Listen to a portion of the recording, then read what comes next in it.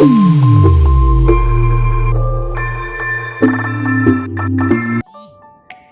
आपकी का दूसरा भाग। आइए देखते हैं सफलता में आपके नज़रिए का हिस्सा।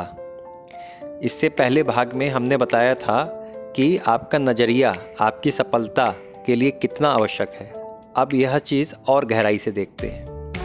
हार्वर्ड यूनिवर्सिटी द्वारा की गई एक स्टडी में पाया गया कि जब कोई व्यक्ति नौकरी पाता है तो इसमें 85% हिस्सेदारी उसके नज़रिए की होती है और बाकी 15% उस व्यक्ति की स्मार्टनेस और काम करने की जानकारी से होती है। हैरत की बात तो यह है कि पढ़ाई पर खर्च होने वाली पूरी की पूरी रकम अगर 100% मान लें तो पूरी की पूरी रकम केवल स्मार्टनेस के लिए खर्च होती है, जबकि सफलता में उसकी हिस्सेदारी सिर्फ 15% है।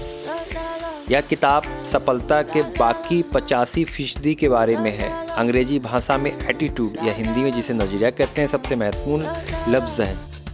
जिंदगी के हर हिस्से में इसका महत्व है, चाहे वह आपकी निजी ज़िंदगी हो या फिर आपकी व्यावसायिक ज़िंदगी हो।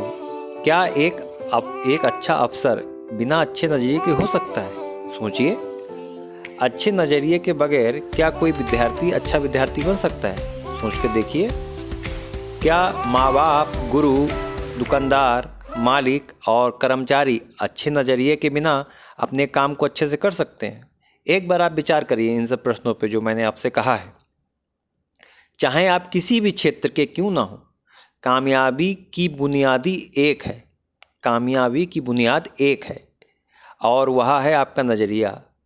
अगर आपका नज़रिया कामयाब और लक्ष्य प्राप्ति के लिए इतना ही महत्वपूर्ण है तो क्या आपको ज़िंदगी के प्रति अपने नज़रिए को जांचना नहीं चाहिए?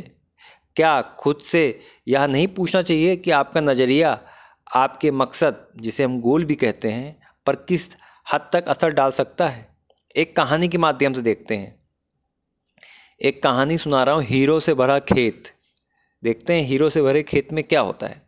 अफ्रीका में एक खुश और संतुष्ट किसान रहा करता था। वह खुश था क्योंकि वह संतुष्ट था और वह संतुष्ट था क्योंकि वह खुश था। एक दिन उसके पास एक ज्ञानी व्यक्ति आया जिसने उसे हीरो की अहमियत और उसकी ताकत के बारे में बताया। ज्ञानी व्यक्ति ने कहा, अगर तुम्हारे पास अंगूठे जितना भी हीरा हो तुम अपना एक शहर खरीद सकते हो, और तुम्हारे पास मुट्ठी के बराबर हीरा हो तब तो तुम शायद अपने देश के मालिक भी हो सकते हो। ऐसी बातें किसान को बताकर वह ज्ञानी व्यक्ति चला गया। उस रात किसान बिल्कुल नहीं सोया। वह नाखुश और असंतुष्ट हो गया। वह नाखुश था क्योंकि वह असंतुष्ट था। वह असंतुष्ट इसलिए था क्योंकि वह नाखुश था। अगले दिन सुबह उठने पर उसने अपने खेतों को बेचने का बंदोबस्त किया और अपने घर वालों को देखभाल का इंतजाम करके वह हीरो की खोज में निकल पड़ा।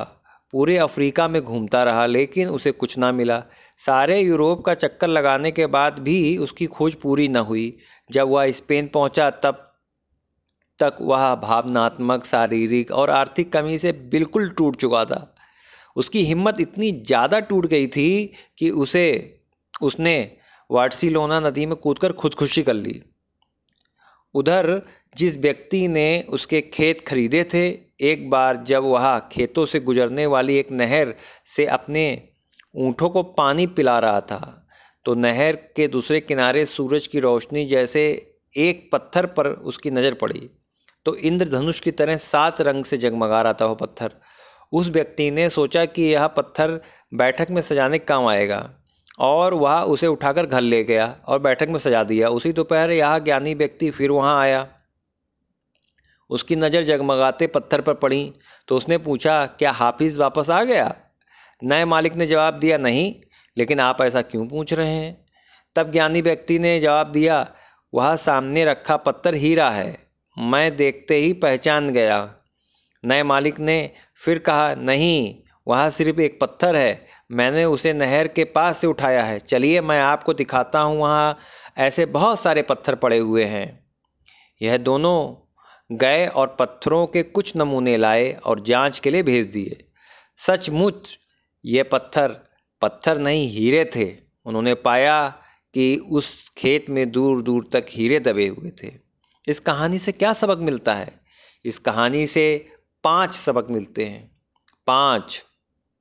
पहला सबक, जब नज़रिया सही हो तब हमें एहसास होता है कि हम सब हीरो की खानों पर चल रहे हैं, जो अक्सर हमारे पैरों के नीचे होते हैं। हमें इसके लिए कहीं जाने की ज़रूरत नहीं है, ज़रूरत तो है सिर्फ इसे पहचानने की। नज़रिया 2, दूसरी ओर की घास हमेशा हरी दिखती है। तीसरी बात, जैसे हम यह सोचते हैं कि दूसरे का स्थान हासिल करके हमें खुशी होगी, उसी तरह दूसरे भी यह सोचते हैं कि हमारा स्थान पाकर उन्हें खुशी होगी। इस ख्वाबी सोच को बदला जा सकता है और बदलने के लिए तैयार भी रहिए। जब लोग मौके की पहचान नहीं कर पाते हैं तो अवसर का दरवाज़ा खटखटाता है। जब ना अवसर उनको, तो उन्हें शोर लगता है। जब लोग मौके की पहचान नहीं कर पाते हैं तो अवसर का खटखटाना उन्हें शोर लगता है। एक मौका दोबारा नहीं खटखटाता है। दोबारा मौका अच्छा या बुरा हो सकता है, लेकिन वह नहीं होगा जो पहले था। इसलिए सही फैसला सही समय पे करना बहुत अहमियत रखता है। तो यह मैंने एक छोटी सी कहानी आपको सुनाई है कि कितना ज़्यादा असर पड़ता है यदि आपका नज़रिया सकारात्मक है, यदि आप सकारात्मक सोच के साथ कार्य करते हैं। 5 जो बिंदु भी बताए वो बहुत महत्वपूर्ण है आपके जीवन में। अगर आपका नज़रिया सकारात्मक है और आपके सोचने का तरीका वास्तव में बेहतरीन है तो निश्चित रूप से आप सफलता को हासिल करेंगे ही, क्योंकि इसके लिए कहीं जाने की ज़रूरत नहीं है। ये आपके अगल बगल ही होता है, ये आपके अगल बगल ही होता है। तो इस कहानी के माध्यम से हमें शिक्षा मिलती है कि नज़रिया हमारे जीवन में बहुत ज़रूरी है। नज़रिया हमारी ज़िंदगी बदल देता है। हम किस तरीके से चीज़ों को देखते हैं ये बहुत ज़रूरी है। एक कहानी और है डेविड और गोलियत की। गोलियत और डेविड की कहानी है। डेविड और गोलियत की कहानी हम सभी जानते हैं। एक राक्षस था जो गांव के बच्चों को डराता, धमकाता और परेशान करता था। एक दिन 17 साल का एक गड़हड़िया अपने भाइयों से मिलने आया और पूछा कि तुम लोग राक्षस से लड़ते क्यों नहीं हो। भाई बेहद डरे हुए थे। उन्होंने जवाब दिया, क्या तुमने नहीं देखा, वो इतना बड़ा है, उसे मारा जा सकता है क्या?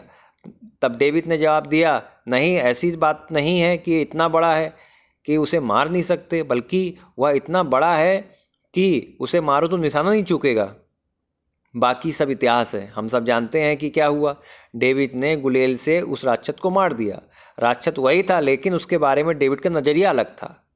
हमारा नज़रिया इस बात को तय करता है कि हम हार को किस तरीके देखते हैं। सकारात्मक सोच वालों के लिए